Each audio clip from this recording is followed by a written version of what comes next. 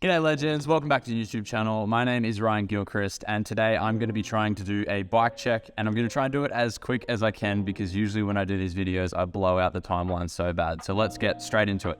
In this bike check I'm going to be talking about my brand new Yeti SB160. This thing's an absolute beauty and I cannot wait to get into all the details. First things first, this is just how it came in the box. Like I've only ridden the thing 1.5 times. I crashed on the second time. So I haven't actually had a chance to get used to all the nuanced little details about it. This is just what's on the bike at the moment. I'll do a video later regarding all of the little specific things and enduroifications I do to the bike.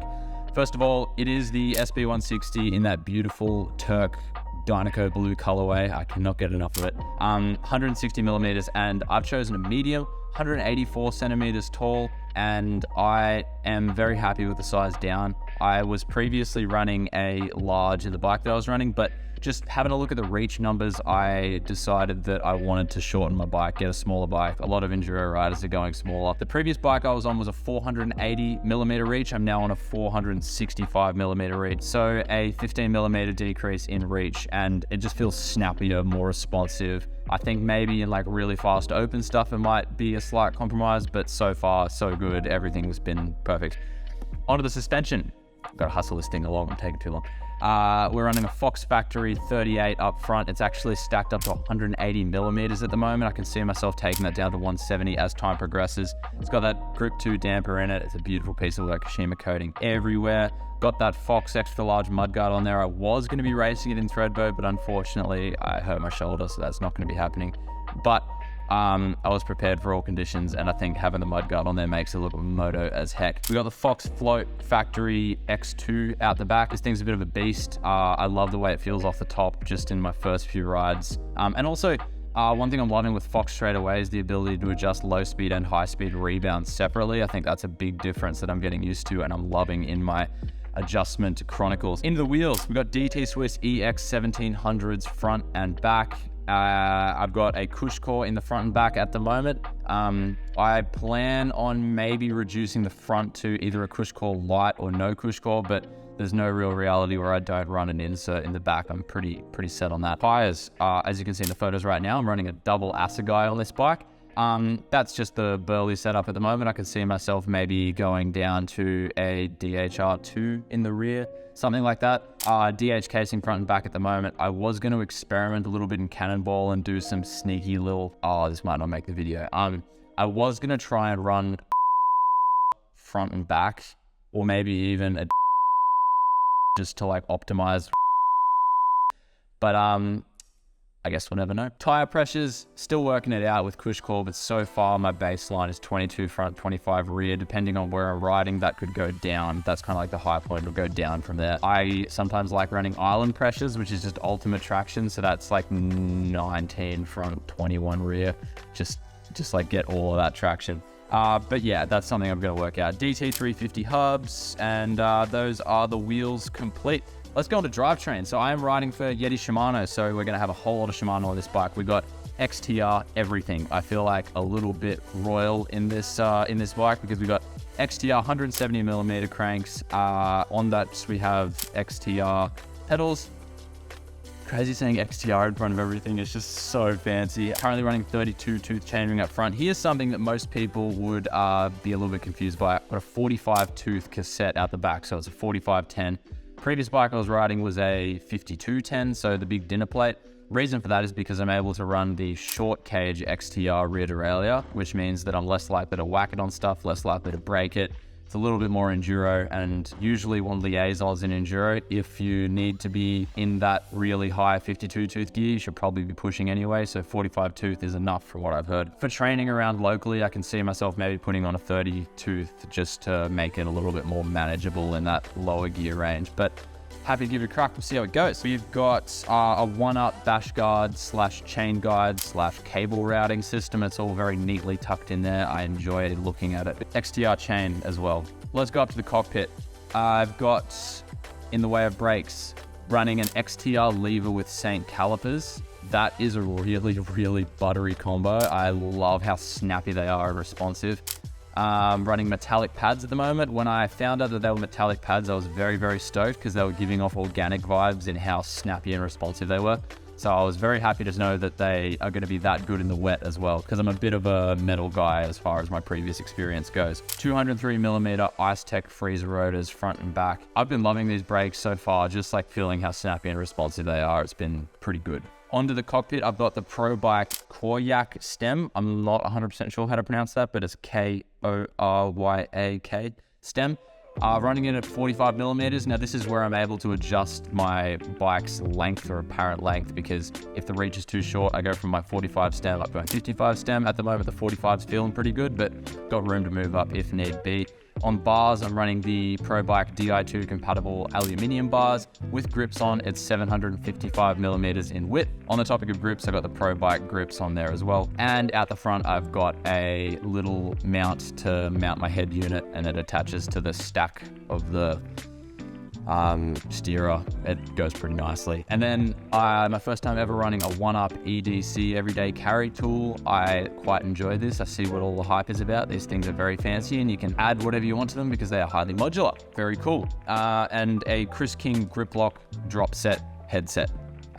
It looks sick. It matches the rest of my bike and it feels buttery. Last but absolutely not least, we have a Fox Transfer 200mm dropper out the back, just because if you need a little bit more Kashima, we got more Kashima coming your way. And then we've got the Pro Bike Turnix seat with carbon rails. This thing is crazy light and it's very, very comfortable as well.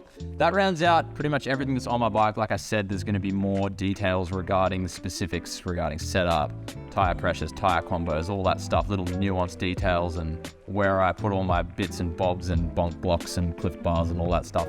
But for now, that's just what's on the bike and it's how we're looking. I send out a little Instagram poll asking for some questions. If you want to be a part of that in the future, hit up my Instagram right here. That's where I put out all of these questions and you're able to jump on it for next time. But let's get into some questions. First question, the bike weight including pedals. I've weighted in at 16.6 kilos.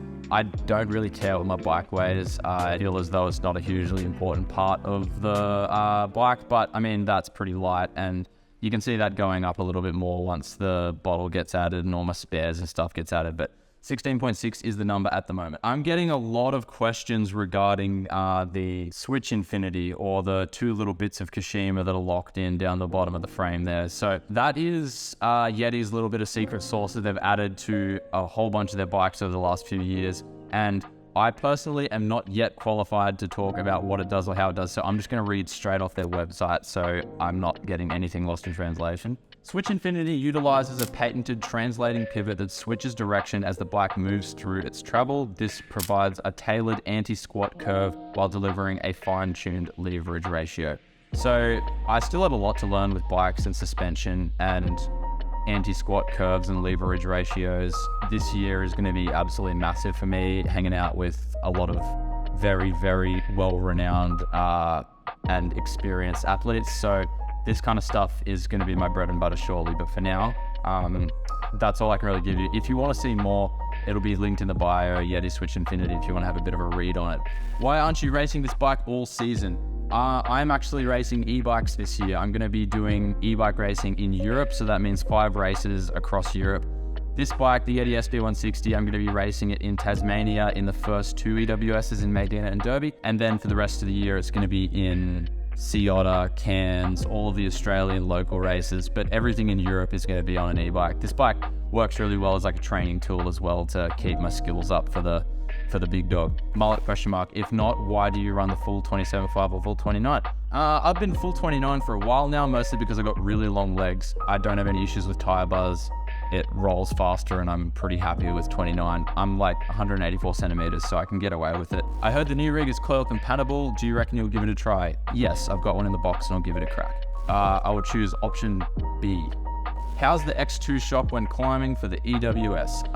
I reckon this question is as much a question about the shock's pedaling performance as it is the bike's pedaling performance. The answer is very good. I did intervals on it up a hill and I was quite impressed. It is a 160mm travel bike, so it's huge, but it feels very, very nice to pedal. Very pleasant, very quiet, very smooth, not much bob, not much feeling of inefficiency. So if the bike feels efficient, I am happy. I did an XC ride on it as well, and that was quite joyous. Clips or flats? I've been running cleats forever. I ride flats for practice, but racing cleats at all times. Did I hurt the last bike in my latest crash? Yes and no. It could have been a lot worse. The crash, imagine you take a bike and you like flip it upside down and lay it on the ground to do like work in the car park. The two things that touch the ground, the seat and the bars. But in this case, because I had a head unit on, it was the head unit. So the head unit got absolutely demolished and I snapped a seat. Other than that, the bike was completely unscathed. So I think that's a real win considering how violent the crash was. A hub/sound check, here you go. There you go. Do you prefer a long or short bike? So far, a short bike. This thing feels absolutely incredible. I love it. Is it fast? Yes, it is fast. Will you try carbon wheels? Maybe one day. I'm pretty stoked on alloy wheels. I do enjoy the security of alloy wheels and the longevity that they have. But I'd be more than happy to give carbon wheels a try one day. How big is that water bottle? Okay, I will grab my water bottle. Here is my water bottle. It is probably as big as any water bottle that you'd put in a bike. I'd say probably 700 milliliters if I was to be guessing, but look at this, it says factory race team on it. It's pretty cool, it's pretty cool. I'm gonna put this over here right next to the use code Ryan15 for purityplantprotein.com. Have you done any sweet jumps on it? Yeah. All right, that wraps up the questions. Hopefully I didn't faff too much, and hopefully that timer down at the bottom of the video isn't going too far past your liking. But if you stuck around this long, thank you very much for watching. I really appreciate it. If you are new to the channel, hit the subscribe button. If you like what you see, like the video, it helps me out. And if you are an athlete that uses protein, go ahead and visit the link in my description, Purity Plant Protein. If you're gonna buy some, use code Ryan15 at checkout for 15% off. That helps me out. It gives me some money every time you do that. So if you're looking to support me in any way and you're looking for protein, do that. Otherwise, locked and loaded. Thank you very much for watching. I will catch you guys in the next video. See you later.